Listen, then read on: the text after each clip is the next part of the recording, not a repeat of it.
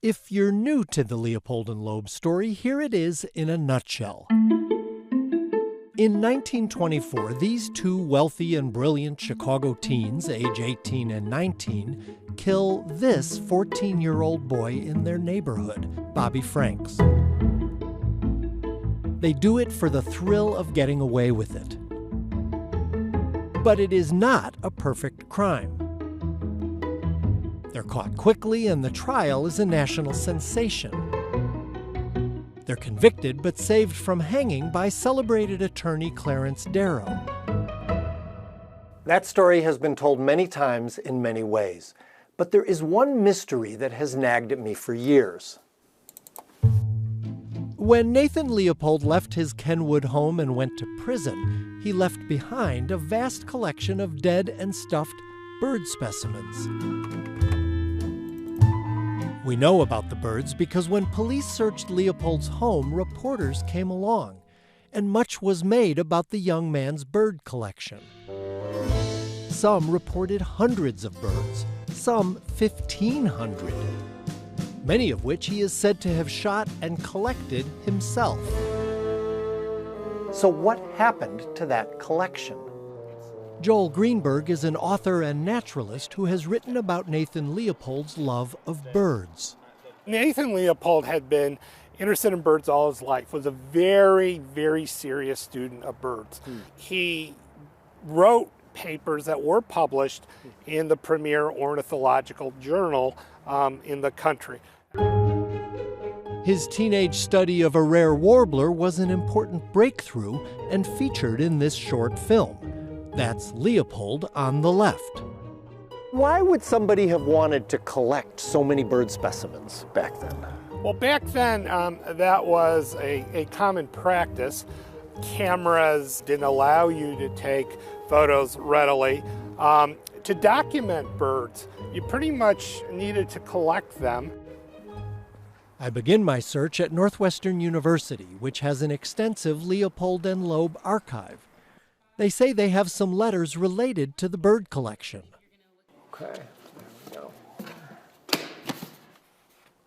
This is a letter to the Field Museum from Foreman Leopold, Nathan's brother. 1, 2, 3, 4, 5, 6, 7. So 1 year after Nathan Leopold goes to prison, his brother gives 14 birds to the Field Museum. Not 1,500 birds, but several of them to the Field Museum. Next stop, Field Museum. Okay. Hey, Ben. Hey, Jay. Ben Marks not only has an excellent hairstyle, he also manages the bird collection at the field. He says all 14 birds are still here. Here's Illinois. So that's August 5th? Mm-hmm. Let's go. So here are our Kirtland's warblers. But these birds don't look anything like the mounted birds we saw in the pictures from Leopold's house. Ben says they're called study skins and are for research. Prepared to facilitate their use in research projects.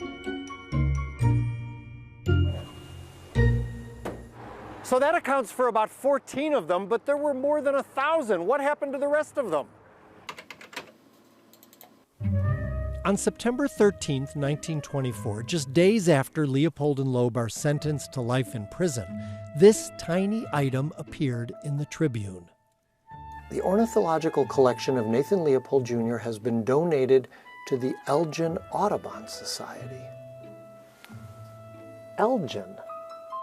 This is the Elgin Public Museum, which has the collection of the Elgin Audubon Society. The executive director says they do have some of Nathan Leopold's birds here. Let's see how many we can find. Peggy Stromberg has been here 21 years. This owl is his. It's very indicative of his birds. They're all mean looking. Peggy is the first to admit that she is no bird expert and says all that she knows about Leopold's birds comes by word of mouth from people that worked here before her. So is there a chance that these others might be his too? Do you know? I suppose they could, but they don't look mean enough. Well, there certainly aren't hundreds of mean-looking birds here. So how do we know what else might have come from him? I want to show you something. There was a photo in the newspaper after they were arrested that showed his bird collection. The Those paper. are ours. Yeah, I mean, doesn't it look like it? Like Yes. this one here could be this one. Yes. This one actually could be that one right there. An ornithologist could probably match them up, but to our untrained eyes, these look like exactly the same owls.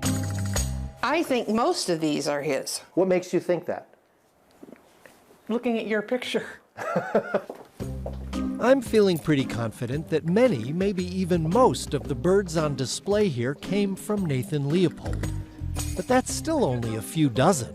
Where are the rest? Like most museums, Elgin Public Museum's collection is much larger than what's on display. This room has many more specimens. Large birds that match some in the 1924 newspaper photo, cabinets full of smaller birds, and study skins. But nothing is identified as coming from Nathan Leopold.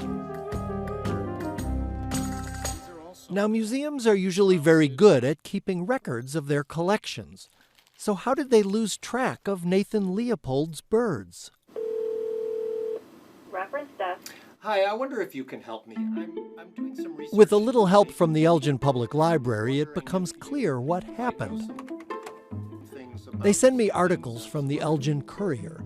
Some people in Elgin did not want Leopold's birds in their town. I think it would be a disgrace to the city of Elgin and the Audubon Society to accept that gift. The museum tried to reassure the public.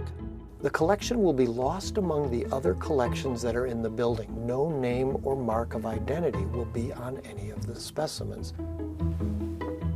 So apparently they deliberately lost track of which birds were Leopold's. All of these could be his. We may never know for sure which of the Elgin Public Museum's birds came from Nathan Leopold. I'm feeling pretty confident that most of what he gave them is still here, and that one bit of good that came from this horrible crime is that an excellent private collection became available to the people of Elgin.